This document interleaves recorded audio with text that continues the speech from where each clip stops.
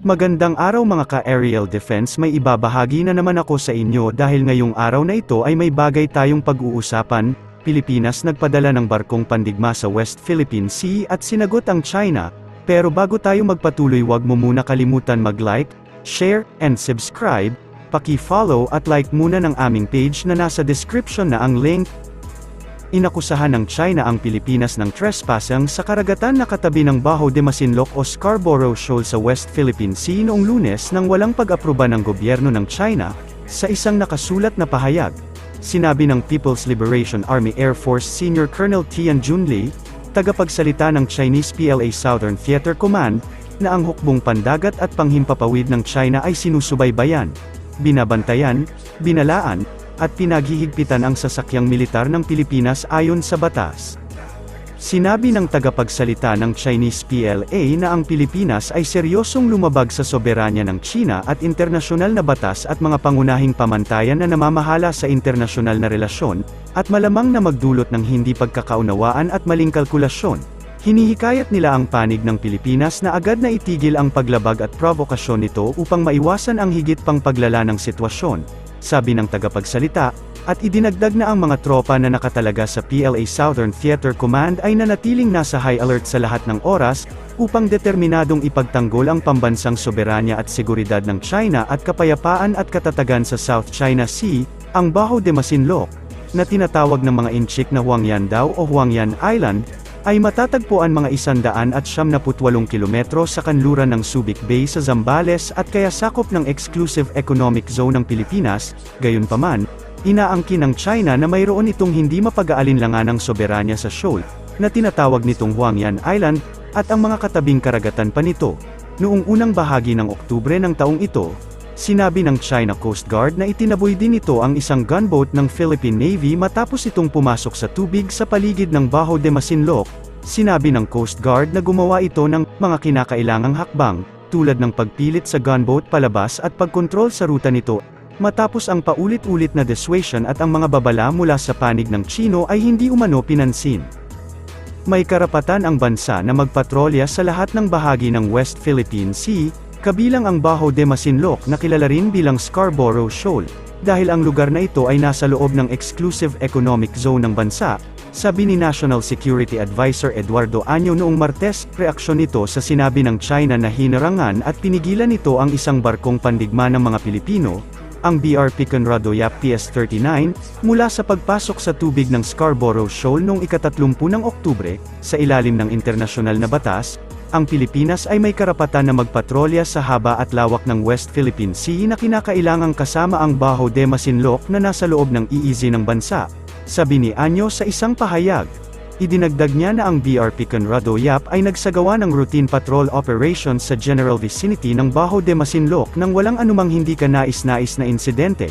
Hindi ito ilegal na pumasok sa anumang espasyo sa ilalim ng soberanya ng China dahil ang Bajo de Masinloc ay bahagi ng kapuluan ng Pilipinas at EEZ. Ang mga sasakyang pandagat ng China, gaya ng dati, ay nagsagawa ng pagshadowang sa paggalaw ng BRP Conrado Yap. Dagdag niya, binigyang diin ni Año na ang China ay muling nag-overheating sa insidenteng ito at lumilikha ng hindi kinakailangang tensyon sa pagitan ng dalawang bansa. Gayunpaman, ang Armed Forces of the Philippines at Philippine Coast Guard ay hindi mapipigilan ng mga agresibo at iligal na aktibidad ng People's Liberation Army Navy at China Coast Guard pati ang militia sa West Philippine Sea. Dagdag pa nito, hinimok ni Año ang China na kumilos ng responsable, igalang ang United Nations Convention on the Law of the Sea, sumunod sa 2016 arbitral ruling, isulong ang rules-based na internasyonal na kaayusan, at itigil ang agresibo at iligal na pagkilos nito sa karagatan ng Pilipinas, kasunod ng matibay na patnubay ni Pangulong Ferdinand Marcos Jr., poprotektahan natin ang ating teritoryo at mga karapatan sa soberanya sa lahat ng paraan, sabi ni Año. Sa pag-uulit ng pahayag ni Año na lumilikha ang China ng hindi kinakailangang tensyon, nilinaw ng tagapagsalita ng Philippine Coast Guard para sa West Philippine Sea na si Commodore J. Terila noong Martes, na ang pagsasalita laban sa pagsasalakay ng China ay hindi nag-uudyok ng digmaan kasunod ng mga insidente ng pagrampa ng mga sasakyang pandagat ng China noong Oktubre.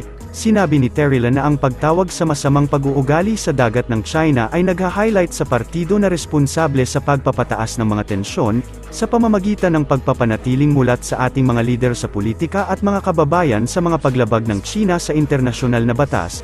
Pinuprotektahan natin ang ating bansa mula sa pampulitikang manipulasyon at disinformation, sabi ni Terrilla, noong ika-22 ng Oktubre, habang nagsasagawa ng lehitimong rotation and resupply mission sa loob ng Exclusive Economic Zone ng Pilipinas, hinaras at binangga ng mga sasakyang pandagat ng Chinese Coast Guard at Maritime Militia ang una May 2 at PCG vessel na BRP Cobra. Nagbabala ang Philippine Coast Guard laban sa mga pro-China narratives na ipinapakalat ng ilang mga grupo upang malihis ang atensyon mula sa agresibong hakbang ng China sa West Philippine Sea. Sa isang statement, sinabi ni PCG spokesperson for the West Philippine Sea J. Terrilla, 3 claims, argumento at mga akusasyon ang ginagamit ng mga individual na naghahayag na pro-Filipino, habang isinusulong ang narratives ng China at sinasalungat ang factual reports mula sa mga awtoridad ng Pilipinas. Aniya, ang unang claim ay ang pagsasalita laban sa agresyon ng China sa West Philippine Sea ay mag-uudyok sa atin sa gyera. Subalit ayon sa PCG official, ang pag-expose sa agresyon ng China ay hindi nag-uudyok ng gyera. Sa pamamagitan aniya ng pagpapaalam sa mga political leaders at mamamayang Pilipino sa mga paglabag ng China sa international law, ay mapoprotektaan natin ang ating bansa mula sa political manipulation at disinformation. Ang ikalawang argumento naman ay gumamit ng mga individual na pro-China, ay nagsabi na ang transparency o pagbubulgar ng Pilipinas sa pagiging agresibo ng China sa West Philippine Sea ay impluwensya lamang ng Estados Unidos. Ayon naman kay Terrilla, ang transparency efforts ng gobyerno ng Pilipinas ay bunsod ng ating sariling pambansang interes. Ito ay ang proteksyonan ang maritime rights ng ating bansa. Nagsalita din si Philippine Coast Guard Admiral Ronnie Hilgavan, patungkol sa sitwasyon at update sa isinagawang investigasyon ng PCG sa nangyaring banggaan ng Pilipinas at China sa West Philippine Sea. Amin pong pagsunod sa kautusan ng ating Pangulo Ferdinand Marcos Jr. ay mahigpit kami sinuprovise ng aming Secretary Jaime Bautista ng Department of na on time po nating matapos at ayos po nating isagawa ang investigasyon. Natapos po natin, gaya po ng ating pangako, noong Friday, na-submit po namin sa DOTR. So ito pong resultang ito ng investigasyon ay dadaan pa po sa National Task Force on the West Philippine Sea upang matingnan po yung mga iba-iba pang anggulo. Ito po ay pinapunahan ng ating National Security Advisor, Secretary Eduardo Año, upang maisumiti na po sa ating Pangulo. Tinitingnan po namin na pagkatapos po ng ating eleksyon, baka po maipahayag na po natin kung ano po ang resulta nito. Sa ngayon po hanggang dun lang po muna ako, Bongbong Genesis. Thank you very much. Para sa mas madaming update tungkol sa ating defense, abangan lamang ang aking mga bagong video. Para naman sa mga gusto magpa-shoutout, mag-comment lamang po at share, paki-follow at like muna ng aming page na nasa description na ang link. Pwede ka ring manalo ng pera or load dito kapag ikaw ay naging top fan nito at napili. Huwag mo na rin kalimutan mag-like, share, and subscribe. Pindutin mo na rin ang bell para updated kayo sa aking mga video. Maraming salamat po.